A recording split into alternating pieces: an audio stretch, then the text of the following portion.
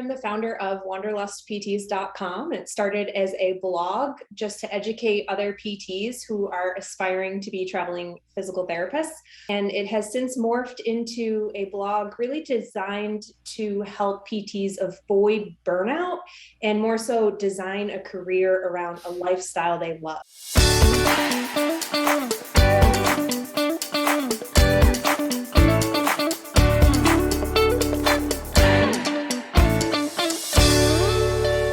Hey, what's up? Welcome back to the CashPT Lunch Hour podcast. This is LeBauer, your host. I'm a Sagittarius, but I also have a guest with me today. Her name is Jess Jenny.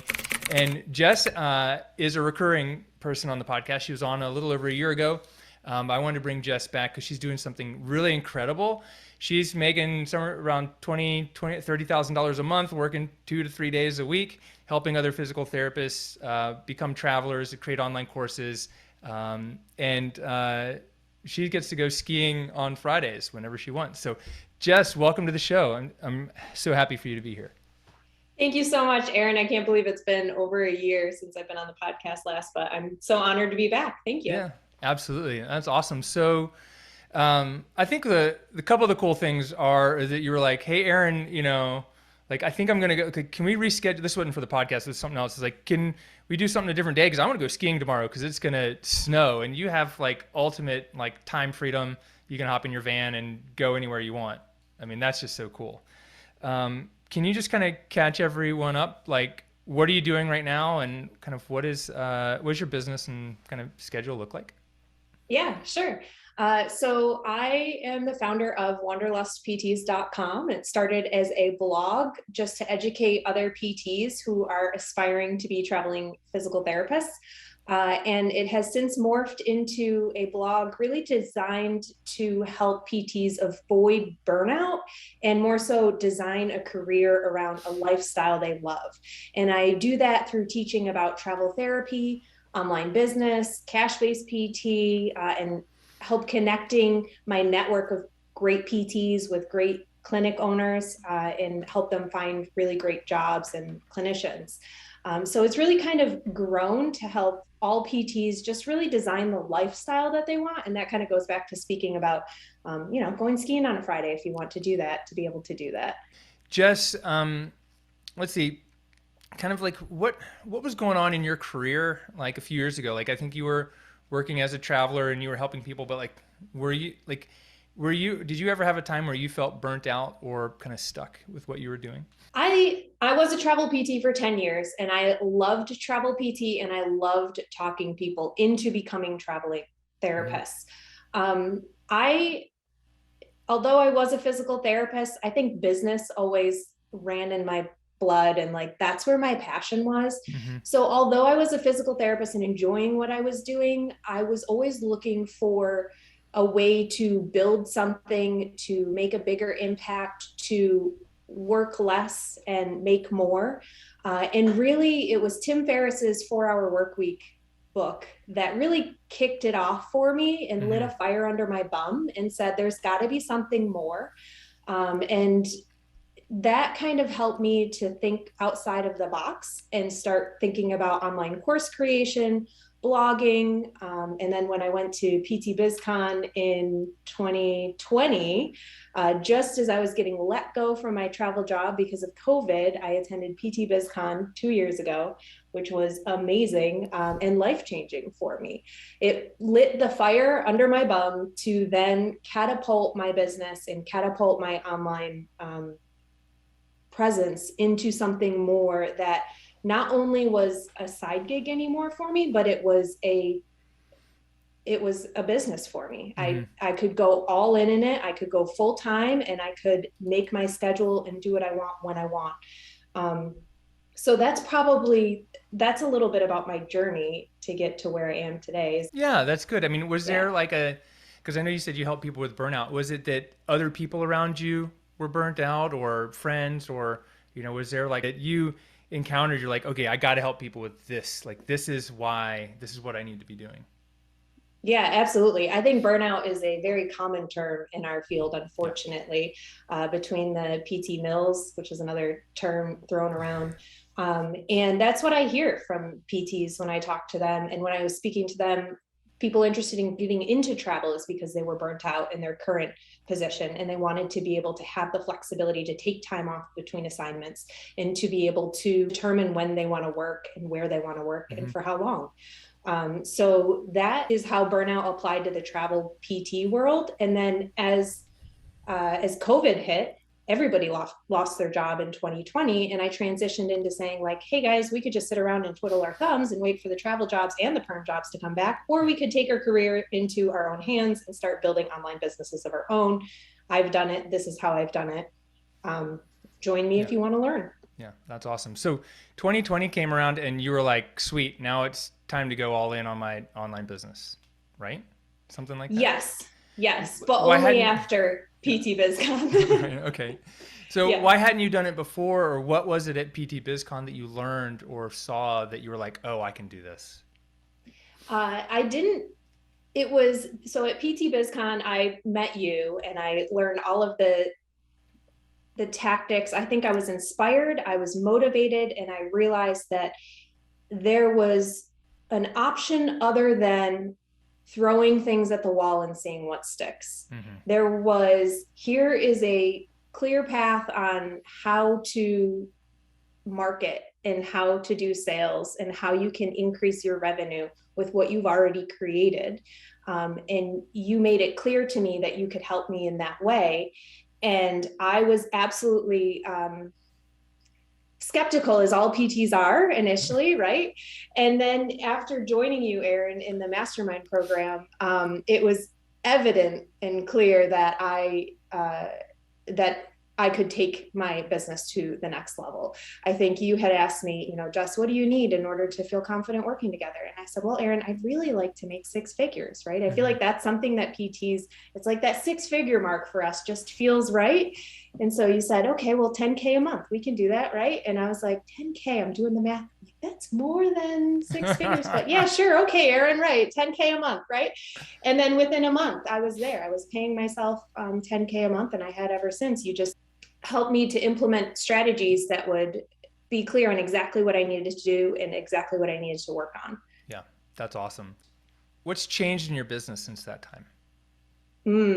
So much. This is so great. Besides having clarity on exactly what I needed to do, I've hired a virtual assistant to help me. I've hired a couple, and I've built out another online course, really 2, since joining you. I'm working less and making more. So I went from just hustling every day, just trying to do things that I thought might work, to literally scheduling out nothing on Monday, nothing on Wednesday, nothing on Friday. Tuesdays and Thursdays are my work days. So those are some things that have changed. So that's online awesome. Course, hired somebody, and working 2 days a week. That's awesome. And you've effectively tripled your business or more, working 2 days a week instead of 5? Yep. That's dope. Yeah, more. If more than that. Take my January, in February for sure. Hell yeah. So I got so many questions I want to ask. What was one of the first things you did that made the biggest difference? Adjusting my offer, probably, for what I had already set up. Tightening my funnel. You had a couple of recommendations in different areas. Hiring an assistant, because I hated social media. And you had said to me, Jess, you should really show up on social media. It's really going to be, make a difference for you. And I really didn't want to do it. And so you said, well, outsource it, find somebody to do it for you. And so I do. And I have somebody else take the content that I've already created and put it out on social media for me on 3 days a week. And they're my words, they're the things I've already created, but she's just repurposing them and throwing them out and make them look great on Canva, and pushing that information out, and then also DMing people and grabbing email addresses that way. So these are things that I don't have to do, but make a huge difference in my business. Yeah. So that's probably one of the bigger things, is showing up on social media, even if it's somebody else doing it for me, and helping to get more people. So you have an online business and you're like, I'm not a fan of social media, and yet you're still crushing it, right? I built a business around not having to rely on social media. And I did that through a blog and being able to show up, to show up on Google. Right. But now you also show up on social media and Instagram, and it's helped you grow your business, right? Yes. Yeah. Yes, absolutely. But it's social media absolutely helps it. Yeah. But the person who's doing it, their name is not Jess. Correct. Right? Don't tell anyone, guys. Sometimes it's me. Yep. Yep. Well, that's the funny. Like one of my coaches, Taki, says it's like not Taki is the best person to do this job, right? Oh, I like that. Yeah, that's and so it's like true. not Jess or not Aaron is the best person to do this job. I mean, that's that's one of the secrets of growing without working harder, right? Like from the 4-hour work week, the only way to work 4 hours is have other people doing things for you. Exactly. Have Delegate. you? Yeah. So I've seen this. People go, but I have to do all this stuff. I can't actually do that myself. Like, so they won't delegate because they think they have to do it, or they're like, oh, that's too expensive to hire someone to do this. Right? How do you get over the fact that you're not the one posting it and you have to pay someone else to do it? The first question. So how did I get over the fact that it's me, not me posting it? They're my words, and they're exactly what I tell the VA to reply. So, hey, when somebody follows me, message them this. When they reply back, message them this. So it's still me and my instruction, and it's just I'm not the one copying and pasting that message into the DM. Yep. So that's one piece of it. And then what was the second question? Well, how do you get over the fact, like, so it's not you doing it, and you have to pay someone to do it. Now you have to put money out to get this done, right? Yes, right. Well, what's your time worth? For me, my time is worth, I would much rather pay somebody else to do it so that I could go skiing that day versus having to hang out and do it myself. So what's your time worth? Figure that out. And any dollar less than what you are paying yourself, you could pay somebody else to go do it, in my opinion, because especially if you don't want to do it, right? I don't want to have to create things on Canva. And if that's fun for you, by all means, go have at it. But for me, no thanks. I would rather just type the content and then have somebody else make it look pretty. Yeah. Yeah. I mean, I do the same thing. you know, like I'm like, look, if I try to go post on Instagram, I always mess it up. You know, like I did something the other day and I messed it up. I was like, well, there's Aaron, but I have someone else doing most of the time because otherwise I'd be spending all my day on Instagram. That's awesome. Sure. So let's see. So you've got a couple different ways that you've generate revenue, and one of them is through online courses, right? Yes. So what?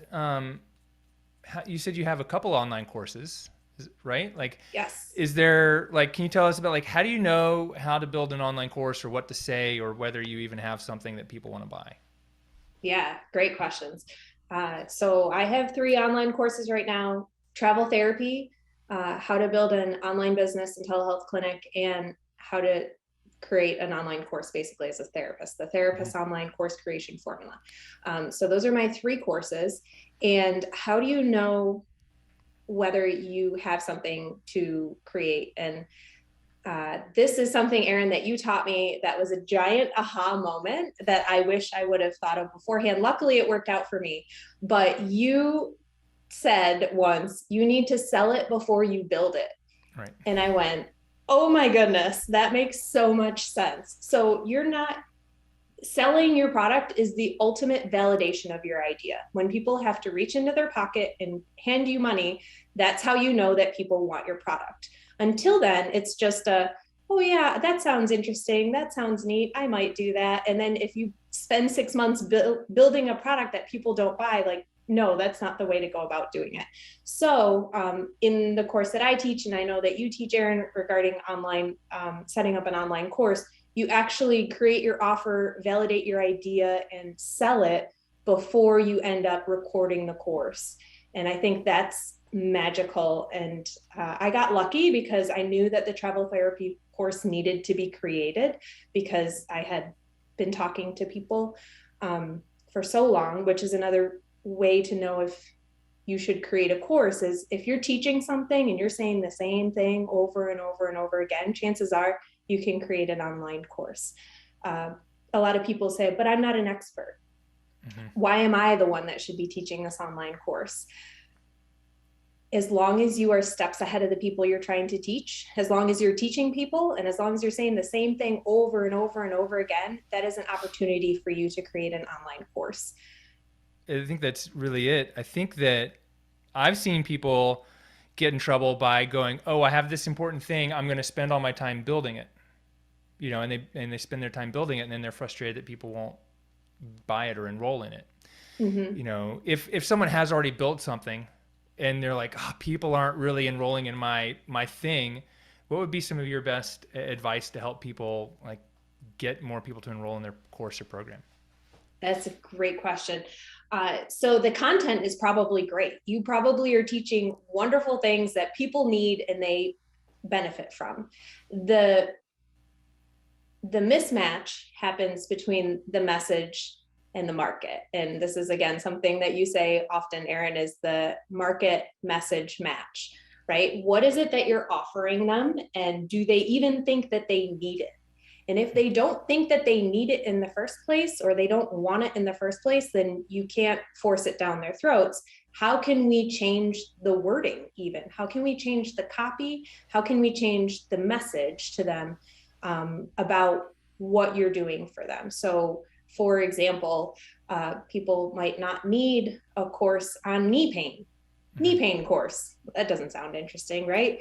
But if you have a how to train for your next half marathon and avoid knee pain, like that might speak to more people. So it's sometimes just changing the wording or the title or the offer that might help with the sale, and the offer being like, what is it that you're giving them in addition to maybe the content? What other things can you provide for them of value? Mm-hmm. So let's say like for one of your courses, when you build a course, are you just building like online modules? Are you giving them access to other resources, or what are some of the other parts of, like, let's say your offer? Like, what is it that people typically get, or how do you kind of structure that part? Yeah, sure. So there's when you're building an online course, there are the benefits, which are like the non-tangible things, how what people are going to get out of it, what results are they going to see? Those are the benefits. And then there's the features, which are like the tangible things. What are they going to have? What are they going to be able to download or be a part of? So, for example, the features in my courses or the courses that I teach my clients to build might be things like 5 modules of pre-recorded content, or 5 live lessons and Q&As, as well as access to a Facebook community. So that's like your paid Facebook group, access to maybe live Q&As, downloadable worksheets, checklists, cheat sheets, how-to videos. I have a lot of tech how-to videos, maybe a free assessment or a coaching call. Things like that are added on to your course to make it now more valuable than, say, just an online course. Mm-hmm. Yeah, that's awesome. If someone wants to get started building an online course, what would be the first 3 steps that they need to take? It's like, I have this idea, or I don't have an idea, but I want to do it. Like, what would be the first 3 steps that person needs to take? Yeah, awesome. In my opinion, it's figure out a niche and a target market and an idea, and slightly validate that idea. Maybe not validate the idea based on like, here, hand me your wallet and give me your money, but you're validating the idea by throwing it out into the interwebs and seeing if anybody's raising their hand for it. Mm-hmm. So for example, I post this on my story often. I'm looking for 10 PTs who are interested in creating an online course in the next 30 days in 2022. And when I get people replying to that, I know there's an interest in that. So just throwing out that general question, and Erin, is this a blunt post that this is the term blunt post that you have taught me, is just ask, hey, I'm creating this thing. Who's interested? Who wants to learn more? And just by putting that out there onto your personal Facebook page, onto an Instagram story, you can get some feelers for whether there are crickets or whether everybody's raising their hand. Mm-hmm. Yep. And then what? So now I've got 5 people to raise my hand. What do I do? Ask for their email address and ask if you can reach out to them when the information is ready. Yeah. Or you could create a lead magnet and say, hey, thanks, here's some more information about how to create, say, an online course in this case. And you give them something valuable where they can learn a little bit about what it is that they might want to learn in your course, like maybe the what and the why. So, what is an online course? Why should I create an online course? And then an action step toward, hey, if you want to learn more, check out this program that I'm planning on creating. So yeah, collecting an email, I think, is the next biggest Awesome. step. So now let's say I try this and I put this out on my Instagram or social media and I get crickets, nothing. What do I do? Great. That's a wonderful thing, because that means that you didn't just spend 6 months creating a course that nobody wants. So first off, congratulations. Awesome. But it's time to switch it up. Maybe change the wording. Maybe ask people what they want. Ask people what they're looking for. What's your biggest challenge around back pain? Mm-hmm. And then listen to what they say. Listen to the words they use. Well, the chiropractor, whatever, the physical therapist, listen to what they say and solve the problems. So instead of saying, hey, I'm planning on creating this, who's interested, you can say, hey, what's been your biggest challenge around managing back pain, managing knee pain while you're running? And then listen to what they say and create a program around that, because they're telling you exactly what they want. Mm-hmm. Awesome. Has there ever been a time in the last few years that you were like, yes, this is going to rock and I'm going to roll out this new product or thing, and then it just kind of flopped? Yes, exactly. That's exactly what happened. I'm so glad you asked. Okay, so right now I have a program running about online course creation. There are 20 therapists in it on how to create an online course. I tried to launch something similar to this a couple months ago, but I called it How to Create an Online Business. Right. In my mind, having an online course is the same as having an online business. It's one component of an online business. But for some reason, that was a mismatch of what they thought they wanted and or needed, or what I thought they needed. So just changing that message made a huge difference. And I think I might have 80 or so people on an email list now that want to learn about how to create an online course versus how to start an online business. Yeah, that's awesome. So you changed like one word or kind of like a phrase, basically, instead of how to start an online business, how to start an online course. And you went from crickets to like a floodgate almost. Yes. Right? Yeah. Yep. And exactly. It's just that one word. Like, did you change anything else? Well, the content, right? Because now instead of teaching about the whole business structure and how to do everything from the very beginning, now this is one lesson. Teaching about an online course is one lesson in my how to create an online business program. But now I dig deeper into the online course stuff and lay it out over the course of 5 weeks. That's awesome. I had a similar thing, right? I tried to teach too much. People didn't want it. And I niched it down to really small. It was easier. So would it be fair to say that a smaller bite-sized chunk of information is more palatable for most people?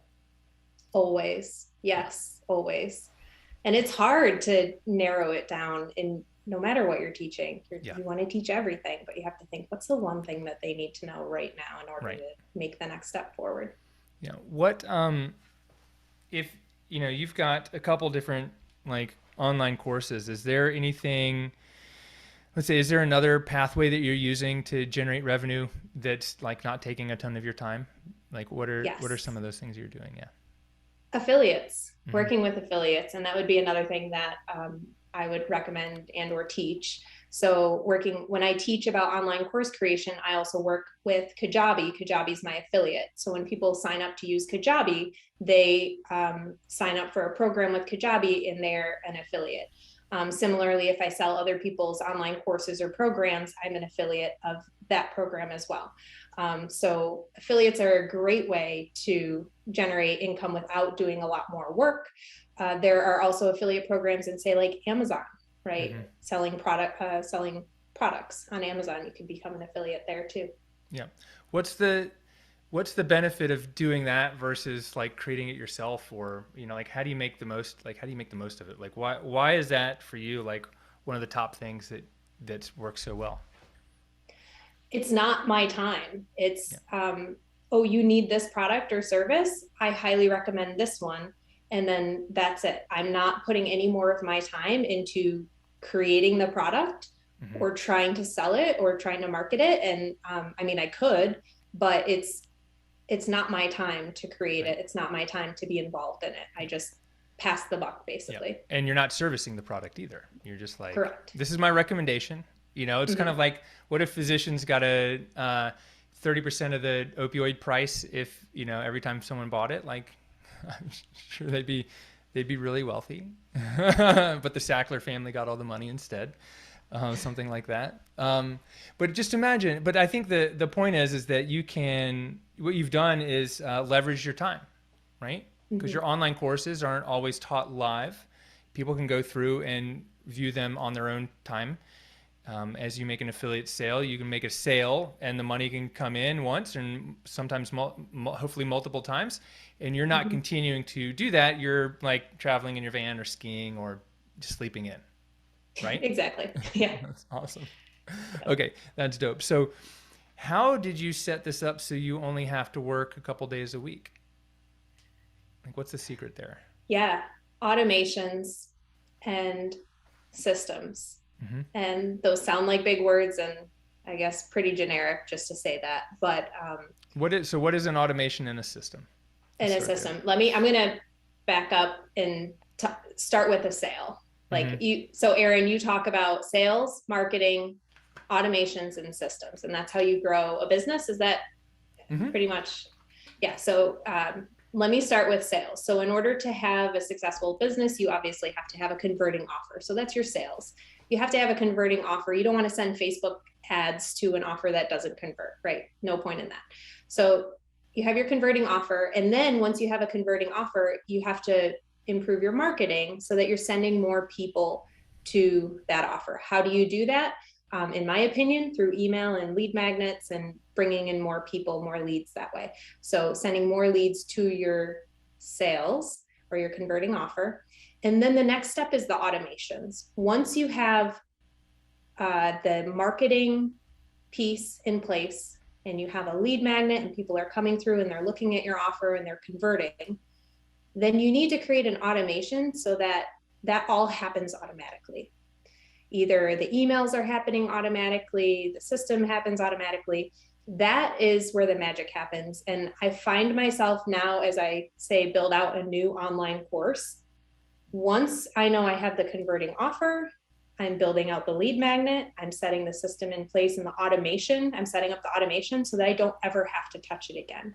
I Hmm. record the video once, or I record the lesson or the online course once, and then I set up the whole program to run automatically so that when somebody comes to my website and is interested in learning more about an online course, maybe they download a lead magnet and then they get emails about the online course offer. They purchase the online course offer. They get automatically emails and information about the online course. So everything runs on automation after I set it up once. Yeah. I think that's how I look at everything is how can I set this up on automation?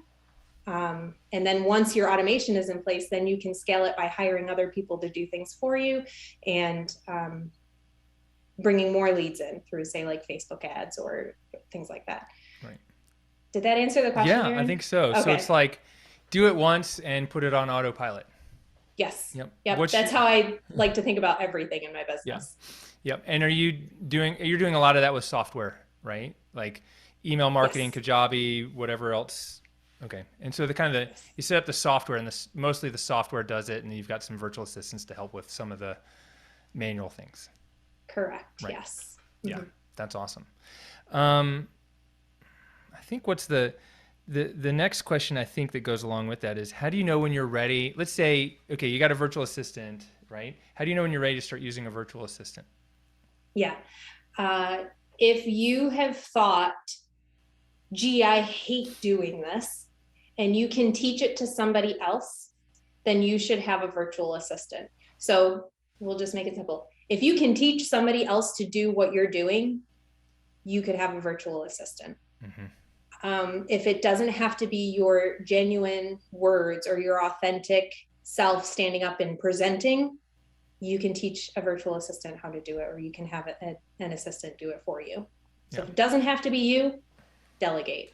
So besides social media and some DMs, what else are you having virtual assistants do for you? Email.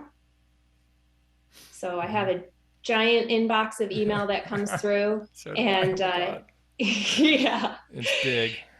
And she helps me stay afloat and not drown in the email. Some things are more important than others, and I often get a lot of the same questions. How do I get started with travel therapy? I already wrote that once. So I have a Google sheet of all of the answers to all of the questions that I get all the time, and she can just copy and paste it. She's not writing the email for me. She's just copying and pasting what I've already written once. Yeah, that's awesome.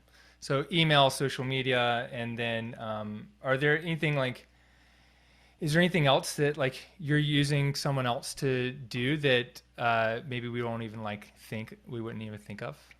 Yeah. I have some virtual assistants doing billing for other clinics. So I actually help connect clinics with virtual assistants too. So getting verification, insurance verifications, administration, billing, invoicing, anything really. Were you doing all these scheduling your flights? Yeah. Were you doing all these before, or were these new things that you're like now able to do because you have someone else doing it? Which part of it? I don't know, both of it. Okay, yeah. Were you were all these things that we just described, was just doing that like before the virtual assistants? Okay, yeah. So the emails, yes, I was managing myself, my emails before, but bringing on other virtual assistants to help other clinic owners, that's something that I was able to do and recently stepped into since joining your program, Aaron. So I guess that's another piece of my business that I've stepped into also. Right. Yeah, that's awesome. And you've got a couple other little pieces too. But I think, well, I guess the other, there's so many little pieces to it, but I think if I want to step back and say, you've kind of grown a business around your lifestyle. Okay. Right. What is it that you want to be able to do that you weren't able to do? Like, what is it that you're doing like the other 5 days a week that, instead of Tuesday, Thursday, that you really like, that mean a lot to you, and why this is all worth it? Right. Yeah, that's a great question. Besides skiing. Yeah. My sister has a business too. So I've been helping her. She has a subscription box business. So I go over to the warehouse and we all pack boxes together, and like, that sounds like work, but it's not, because I'm helping her grow her business, and it's a fun thing for me to do. So I do that on Mondays and Fridays sometimes. Oh, that's awesome. And Wednesdays are my personal days. I do self-care in that day, whatever that needs to be, grocery shopping or, And you've got a van, and you get to, and I have a van, and you get to drive around the country whenever you want to. Yes. Have you been on any cool trips or anything recently? Yes. In fact, a couple of weeks ago, I went down to Ocracoke Island, which is an island at the very tip of the Outer Banks, which I didn't even know existed. Beautiful place. And I took my van down there, and I worked with one of my friends and yoga studio owners to put some of her classes into an online program as well, so that she can keep them and sell them evergreen, basically. So that was a really nice work vacation. That's awesome. That's dope. Yeah. So I think that's really cool. Well, like, why is it so important for you to help other people? Because I'm sure there's a lot of things that you're doing or capable of doing that it wouldn't directly impact somebody. Like, so why is it important for you to help other people in our profession or other physical therapists?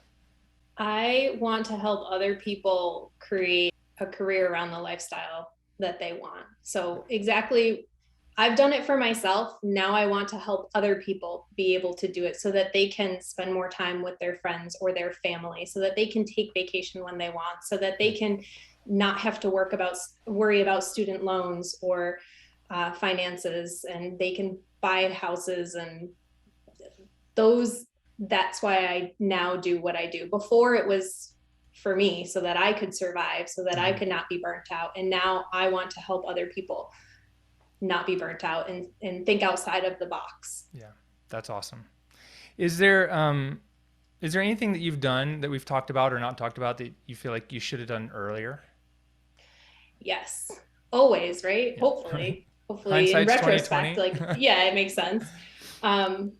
Hire an assistant that we have talked about. I would have done that as soon as I realized, hey, if I don't need to be doing it, I need to be outsourcing it. So hiring somebody, creating more online courses. So I now have 3. I've built 2 of them in the past 2 years. And finally, definitely hiring a coach. Aaron, like, working with you is the best decision I've ever made. It's easy for me to say now. It was scary initially, like in the decision-making process of, is this the next step for me? It absolutely is the next step for you. If you've even considered working with a business coach, now is the time. You're in the right spot. And I went from maybe $5,000 a month, I think, when I first started. And I just had a $30,000 month last month. Yeah. So thank you, Aaron. Yeah, absolutely. That's awesome. Congratulations. That's Thanks. great. 2 days, and you're like, I don't work hard enough. I'm like, that's totally fine. Like, yeah, you've got 2 days secret. a week. Right. I know. And I'm like, I wish I could do more of that. I think before the episode, I was working in my brain on another planet, and that's why I was a minute or 2 late. No worries. But that's really awesome. I'm super excited for you and proud of you for doing that. That's great. Thank you. Jess, is there anything else that you think would be important for people to know or understand, whether it's about you, creating an online business, online courses, anything that we missed? I don't think so. I think we covered a lot today, and that was great. Don't hesitate to reach out if anybody has more questions about online course creation or online business or travel therapy. Yeah. Those are. And you've got like a handbook for online course creation. Is that right? Yes. Can you tell us about that? The Therapist Online Course Creation Handbook is going to walk you through why you should have an online course, how to build one, the steps to build one. And you can grab that at my website, university.wanderlustpts.com/handbook. So that might be your first step if you're considering building an online course. Right. Awesome. And then where should someone find you online or Instagram? What's the best place to go? WanderlustPTs.com, WanderlustPTs. Yeah. Awesome. And you're speaking at PT BizCon in a few weeks. I am. I'm so excited. Thank you so much for having me. I'm really stoked about that too. Is there a nugget you can share that you think you might talk about there that, people, because I don't even know what I'm talking about there yet, but I do. Like, is there anything that we didn't cover today or that you think like for people to look forward to? I'll put you on the spot. PT BizCon was the one thing that changed my life, that changed my business and therefore my life. So if you're even considering attending PT BizCon, just be there. You will not regret it. You'll know what I'm talking about after you attend. So I would say those are my words of wisdom about PT BizCon is just be there, show up, and it will be life-changing for you professionally and personally, because it was for me. Yeah. Awesome. Super grateful for that. Thank you so much. I think like if anyone wants to know, I know that there's going to be some very tactical things that people are going to share. We're going to do a lot of things together, not just talking about stuff, but you'll have some stuff done by the end of the 2 days. So I'm super stoked to have Jess have you speaking again this year. It's going to be great. Thanks, Aaron. Yep. Thanks for joining us on the show. And everyone listening, I would say be sure to catch us at PT BizCon. But if there's one thing that you do, it would be to just get started and get your ideas out into the world and don't stop trying until you figure it out.